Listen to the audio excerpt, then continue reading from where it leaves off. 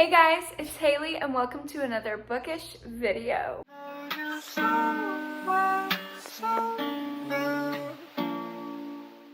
So today, as you can tell by the title, I'm going to be doing my June wrap-up. I read a ton of books in June.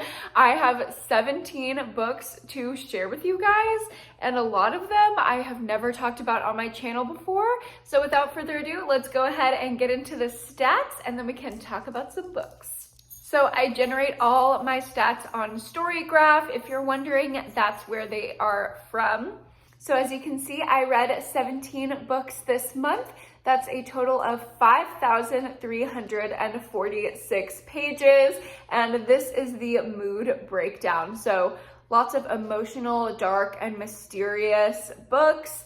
I read a ton of romance for Romanceathon this month, and then everything else, because I was so done with romance, is mostly thrillers outside of that. I mostly read super fast-paced books, but this month I had a slow and a couple medium-paced as well. Just like every month, most of my books fell in the 300 to 500 page number range, but I had a couple in the less than 300 range as well. Everything I read this month was fiction, and here is the genre breakdown. So I read 8 thrillers, 7 that were identified as contemporary on Storygraph, 5 romances, 4 mysteries, 3 young adult, 1 literary fiction, and 1 historical fiction. As for my star ratings this month, they were a little skewed lower than they normally are. My average rating was a 3.6. And I had 1 1.5 star, 2 2 stars, 2 2.5 stars, a 3 star, 2 3.5 stars, 2 4 stars, and then looking up a little bit, I had 3 4.5 stars and 4 5-star books. I do have some stats that I like to share with you guys that aren't generated by Storygraph. So as for the age breakdown of all the books I read 3 YA, 1 new adult, and 13 adults. And the mode which I consumed these books were 9 of them. I did like a combo of physical and audio where I would like switch off or do them both at the same time.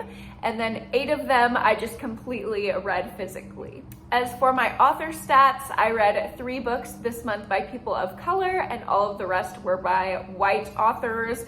I realize that's kind of weak this month. I think it's because I did some very specific reading vlogs where I was reading from specific authors and they happened to be white. And as for author gender, I read 5 books by male authors and the rest were all female identifying authors. That's it for stats, so let's go ahead and talk about the books. First of all, I read 2 books by J.P. Delaney, Believe Me and The Girl Before, and I rated these both really low. This one was a 1.5 and this one was a 2.5, but if you want to hear my in-depth thoughts about them, go ahead and watch my JP Delaney vlog. I will link it up there. Even though these are really low rated, I think the vlog is really fun. So give it a watch if you haven't yet and you want to hear my full thoughts. Very similar to the JP Delaney vlog, I also had a John Mars reading vlog go up this month as well, where I read The Good Samaritan and The Lies Between Us.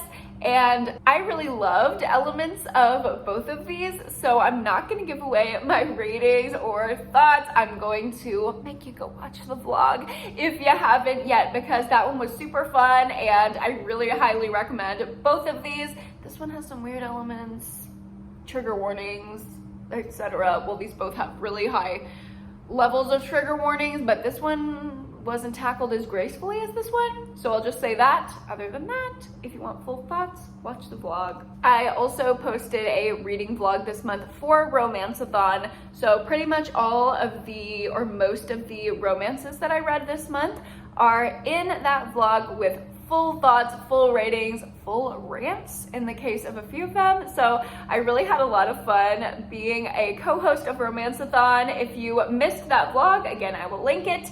And in that vlog, I read 1,000 Boy Kisses by Tilly Cole, Ties That Tether, One True Loves, and The Dating Plan. So for full thoughts, ratings, all that good stuff, watch my Romanceathon vlog.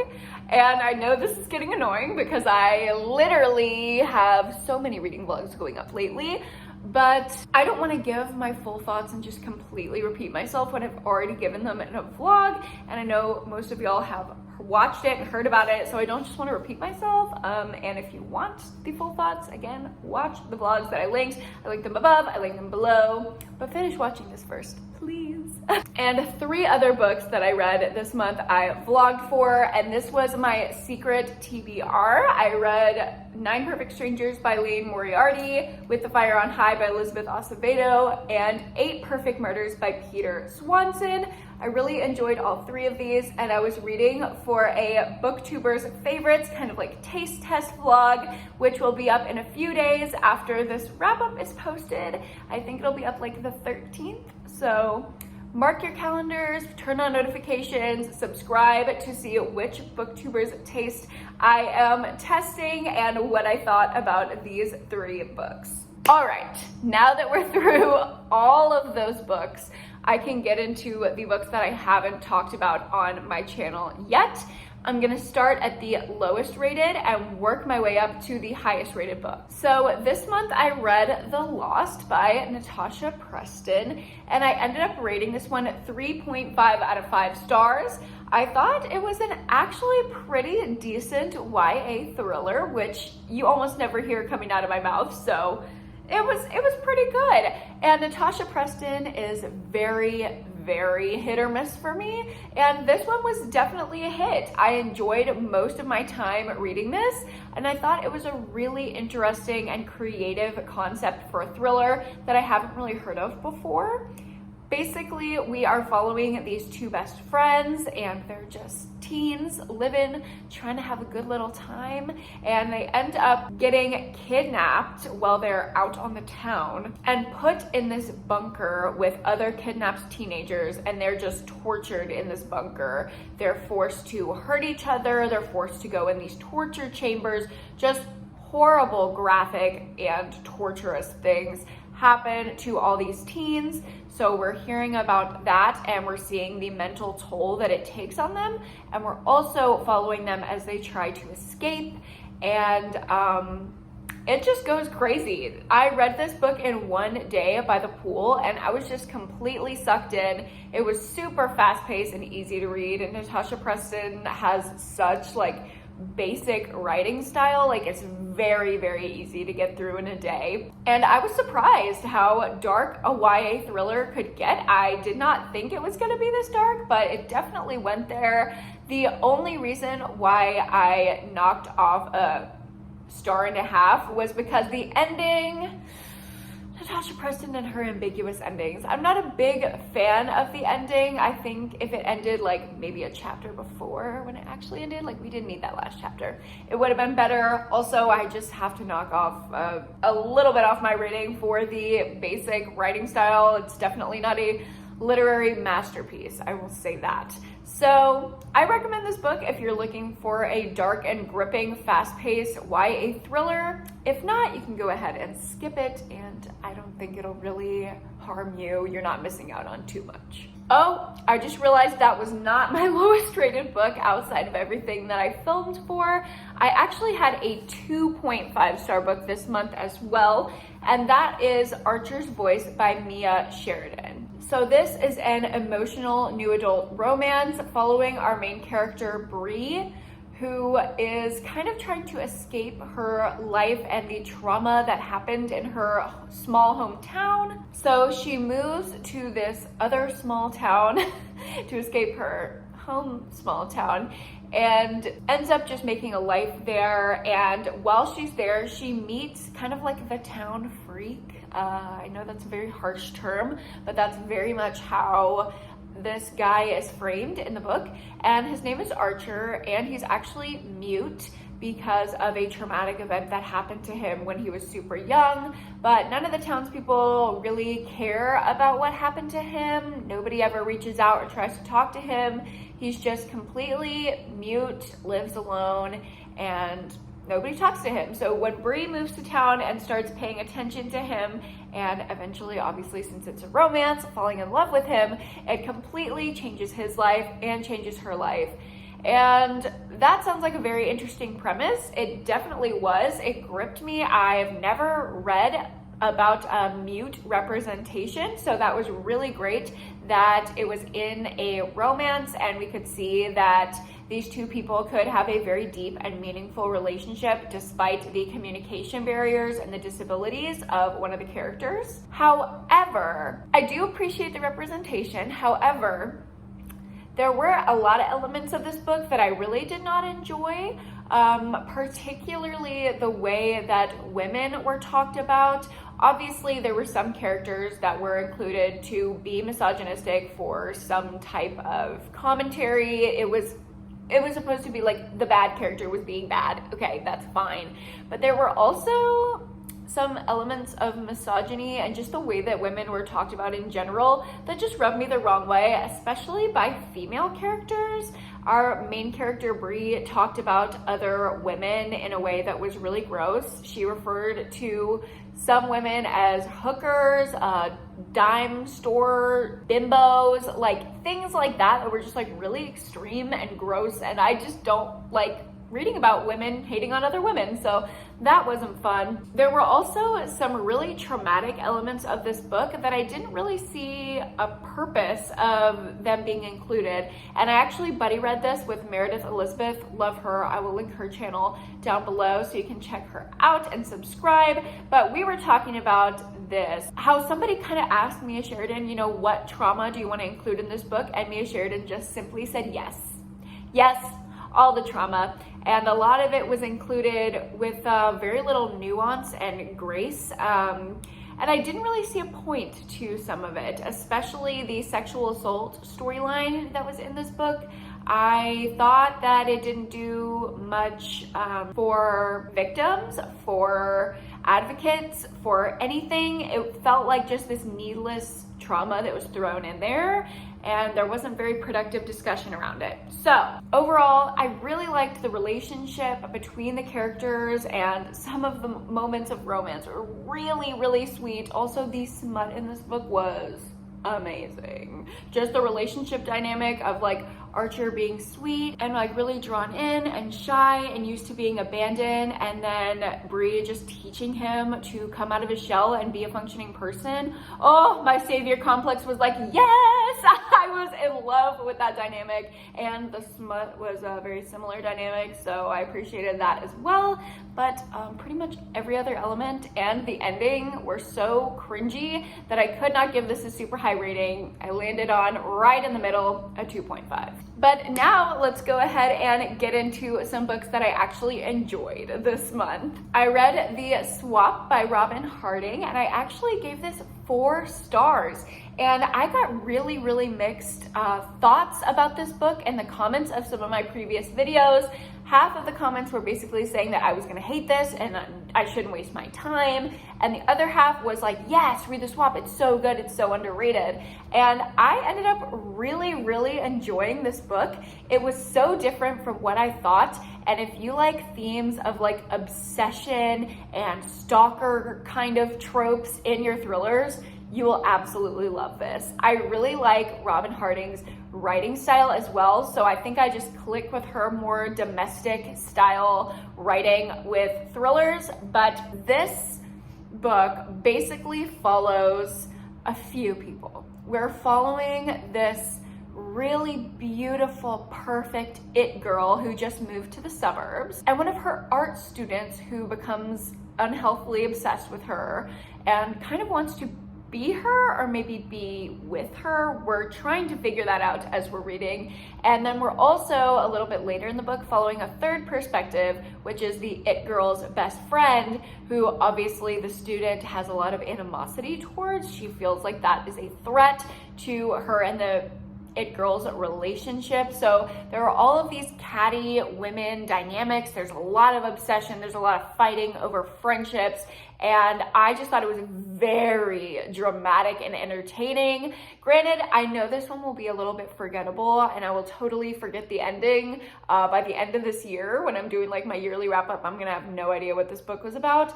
But for the moment, it was extremely entertaining and super fast paced, super drama filled. If you're looking for something that's a super dramatic, maybe like a poolside read or something where you're just wanting to give into the drama for a little bit, this book felt like binging a reality TV show, but with that added creepy element of stalker obsession. So I really enjoyed it and I would recommend it. Next up, we have Every Last Secret by A.R. Torre. This is A.R. Torre's newest release. And I gave this one 4.5 out of 5 stars. This one was very, very close to being a perfect thriller for me. It had that bitch, I'm gonna snatch your life trope that I freaking love, that is present in some of my favorite all-time favorite thrillers like The Last Mrs. Parrish by Liv Constantine. And I was so close to giving this one 5 stars, and I just kept comparing it to The Last Mrs. Parrish and The Wife Upstairs, books like that. And I just had to give it a 4.5 because I think those books did that trope just a little bit better than this one. But I really like that this one kind of turned that trope on its head in a way. So in this book, we're following a perfect dream, another it girl woman living in the suburbs. Her husband is like a billionaire. She's beautiful. They have this perfect life. And then we're following this scrappy underdog from a not so well-off family who's trying to push her way into this suburban elitist life. And I don't want to give away anything other than that. I think if you like that trope, you will really, really enjoy this book. I feel like if I give my full thoughts about why I enjoyed this book so much, it will be spoilery. So I really don't want to spoil this for you. Just know that the characters are really well fleshed out. It's super dramatic, super fast-paced and entertaining. This would be a perfect pool or beach read also. It's very summery and the imagery is wonderful. I love A.R. Torre's writing style. Can't say enough good things about this, but I don't want to get into specifics to avoid spoilers, so just read this book. Now we are getting into my top 2 favorite books that I read this month. I gave these both 5 stars, so let's just go ahead and start with People We Meet on Vacation by Emily Henry.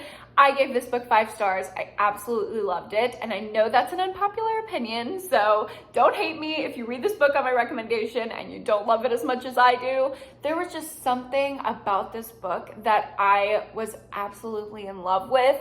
We are following a friends to enemies to kind of friends to lovers story. It's a big roller coaster of emotions. There was great therapy rep, wonderful talk about mental health. I was, oh my God, it just made my heart so happy seeing this positive mental health rep in a very widely known popular romance. So we love to see that. And it also just had all of these wonderful vacation summery vibes. I feel like the time that I read it was just the perfect time. So I adored this book. There's really not any more to say. I attended a live discussion for the Sugar and Spice Book Club where we talked about this book, and I'm going to link that discussion to if you want to hear some really in-depth thoughts and multiple point of views, because I don't want to hype it up too much and then recommend it and then everyone be like, Haley, I hated this book. Why did you recommend it to me?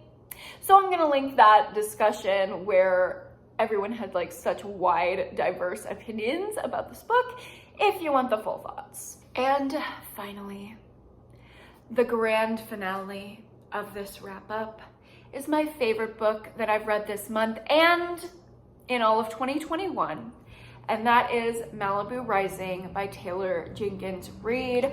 Obviously, I gave this 5 stars. This is the best book that I have read in a long time, definitely this year.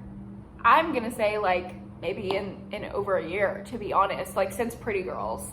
I have not read a book that has affected me like this since Pretty Girls, okay? I was crying on page 39. 39.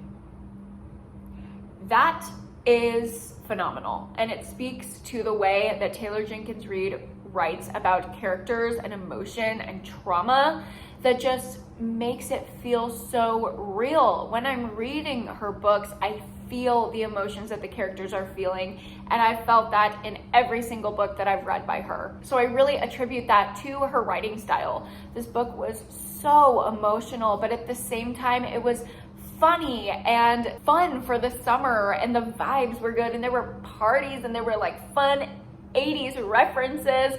Oh, I guess it would be helpful to tell you what this book is about. We are following Mick Riva, who is like this very famous singer, and he has 4 adult children in the 80s who have no connection to him. He's been really an absent father his entire life. So we are following how that trauma has affected each of the 4 siblings very differently. I loved hearing about the family dynamics and especially the sibling dynamics as well. And these 4 Riva siblings are having a huge party. It's like the end of the summer big party where all the celebrities are going to. So there's a lot of like 80s fun references and stuff like that. Every single character felt so real, so wonderful. I cannot speak to how wonderful this book is. The trauma that is talked about in this book, the emotions mixed with the party atmosphere, it was just such a weird but wonderful juxtaposition. The ending was perfect. I don't think that I will read a more perfect book this year, and I can't say enough good things about it. Pick up Malibu Rising and you won't regret it. I honestly think Taylor Jenkins Reid books are universal. Everyone should give them all 5 stars, and I'll get off my soapbox now. But that is gonna be it for my June wrap up. So thank you guys so much for watching this video. Don't forget to like this video if you liked it, and subscribe to my channel if you haven't already, and I will see you guys in the next one. Bye.